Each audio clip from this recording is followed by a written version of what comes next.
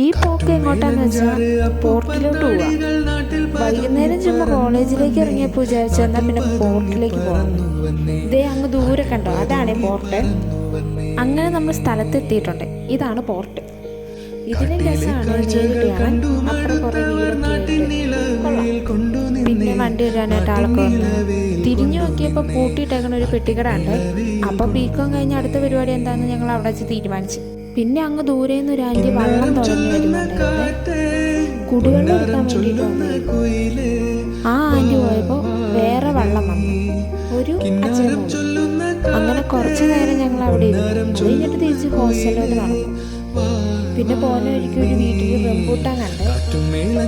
അവിടെ ഉണ്ടായിരുന്ന ചെറുക്കനോട് അതെങ്ങനെ പറക്കണേന്ന് ചോദിച്ചു. അപ്പം ആ ചെറുക്കൻ 6 റംബൂട്ടാൻ പറിച്ചു കഴിക്കും. കോളേജിലെത്തിയപ്പോൾ അനീഷേട്ടനെ കണ്ടു. അനീഷേട്ടൻ അവിടെ പോയിട്ട് വന്നിരുന്നേ.